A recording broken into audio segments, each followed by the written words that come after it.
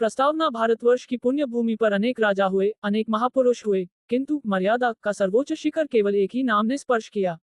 वह नाम है राम।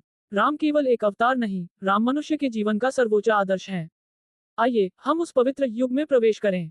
अयोध्या और दशरथ की व्यथा। सरयू नदी के पावन तट पर अयोध्या नगरी बसी थी। मनु द्वारा बसाई गई यह नगरी स्वर्ग के समान थी। यहाँ के राजा दशरथ इक्ष्वाकु वंश के सूर्य थे। उनके राज्य में शेर और बकरी एक ही घाट पर पानी पीते थे। प्रजा सुखी थी, धन धान्य की वर्षा थी। किंतु महाराज दशरथ के अंतर्मन में एक रेगिस्तान था। वे निसंतान थे। मेरे बाद रघुकुल का दीपक कौन जलाएगा, ये चिंता उन्हें सोने नहीं देती थी। ऋषियों के परामर्श से उन्होंने पुत्रेष्टि यज्ञ किया। अग्निदेव ने स्वयं प्रकट होकर उन्हें दिव्य खीर प्रदान की। ये खीर राजा ने अपनी तीनों रानियों कौशल्या, सुमित्रा और कैकेयी में बांट दी। श्री राम का जन्म चैत्र मास शुक्ल पक्ष की नवमी तिथि, अभिजीत मुहूर्त। अयोध्या का आकाश देवताओं के विमानों से भर गया। माता कौशल्या के गर्भ से अलौकिक कांति वाले बालक श्री राम का जन्म हुआ। उनके नील वर्ण शरीर पर अद्भुत तेज था। इसके पश्चात कैकेयी से भरत और सुमित्रा से लक्ष्मण व शत्रुघ्न का जन्म हुआ। पूरी अयोध्या में उत्सव मन गया। घर घर में मंगल गीत गाए जाने लगे। राजा दशरथ का आंगन, जो कल तक सूना था, अब 4 बालकों की किलकारियों से गूंज उठा। विश्वामित्र और ताड़का वध राजकुमार बड़े होने लगे। राम शांत और गंभीर थे तो लक्ष्मण चंचल और तेजस्वी। तभी एक दिन महर्षि विश्वामित्र दशरथ के दरबार में आए। उन्होंने दशरथ से उनके प्राण मांग लिए, अर्थात राम को मांग लिया। उन्होंने कहा, राजन, राक्षस मेरे यज्ञ में बाधा डाल रहे हैं। उनकी सुरक्षा के लिए मुझे राम चाहिए। पिता का हृदय कांपा, लेकिन गुरु वशिष्ठ के कहने पर उन्होंने राम और लक्ष्मण को भेज दिया। वन में राम का सामना भयानक राक्षसी ताड़का से हुआ। राम ने एक ही बाण से ताड़का का वध कर उसे मुक्ति दी। ये राम के जीवन का पहला संकेत था कि वे केवल प्रेम के ही नहीं, शक्ति के भी देवता हैं।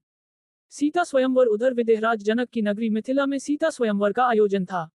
शर्त थी भगवान शिव का प्राचीन धनुष उठाना। बड़े बड़े राजा आए, पर धनुष हिला भी न सके। रावण भी आया, पर असफल रहा। गुरु विश्वामित्र की आज्ञा पाकर श्री राम उठे। उनकी चाल में मतवाले हाथी जैसी गरिमा थी। उन्होंने खेल खेल में धनुष उठाया। जैसे ही प्रत्यंचा चढ़ाई, एक भयंकर ध्वनि के साथ धनुष टूट गया। आकाश से पुष्प वर्षा हुई। सीता जी ने राम के गले में वरमाला डाली। ये शक्ति और भक्ति का मिलन था। कैकेयी का कोप और वनवास। अयोध्या में राम के राज्याभिषेक की तैयारी होने लगी। नगर सजाया गया, लेकिन मंथरा नामक दासी ने रानी कैकेयी की बुद्धि फेर दी। उसने कहा, रानी, राम राजा बना तो तेरा भरत उसका दास बन जाएगा। कैकेयी कोप भवन में चली गईं। उन्होंने राजा दशरथ से अपने 2 पुराने वरदान मांग लिए। पहला, भरत को राजगद्दी, और दूसरा, राम को 14 वर्ष का वनवास। ये सुनना था कि दशरथ पर वज्रपात हो गया। वे गिड़गिड़ाए, रोए, लेकिन कैकेयी टस से मज न हुई। जब राम को यह पता चला, तो उनके चेहरे पर विषाद की एक रेखा भी नहीं आई। उन्होंने मुस्कुराते हुए कहा, पिता का वचन पूरा हो, इससे बड़ा धर्म मेरे लिए क्या है। राम ने राजसी वस्त्र उतारे और वल्कल वस्त्र धारण किए।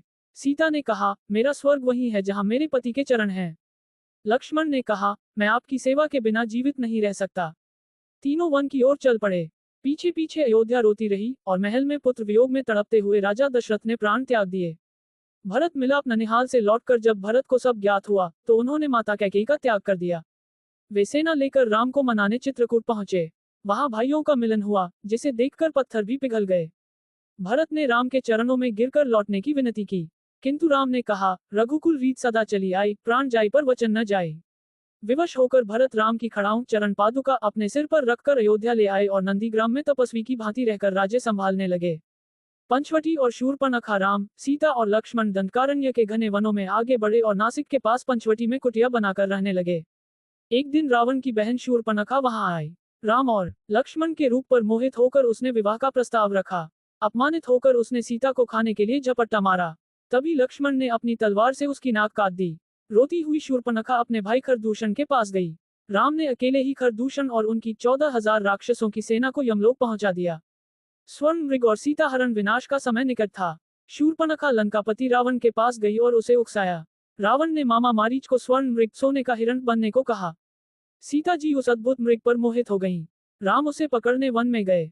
मृगरूपी मारीच ने मरते समय राम की आवाज में, हे लक्ष्मण, हे सीते, पुकारा। सीता के आग्रह पर लक्ष्मण को अपनी भाभी की रक्षा छोड़कर जाना पड़ा, लेकिन जाने से पहले उन्होंने कुटिया के चारों ओर एक लक्ष्मण रेखा खींच दी। साधु के वेश में रावण आया। भिक्षाम देही। जैसे ही सीता रेखा से बाहर आई, रावण ने उनका हरण कर लिया।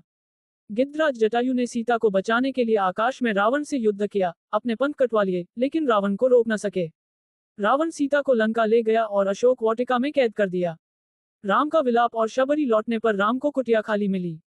वे पागलों की तरह पेड़ों और लताओं से पूछने लगे, हे खग, मृग, हे मधुकर श्रेणी, तुम देखी सीता मृग नैनी। आगे बढ़ते हुए उन्हें जटायु मिले, जिन्होंने सीता का पता बताकर राम की गोद में प्राण त्यागे।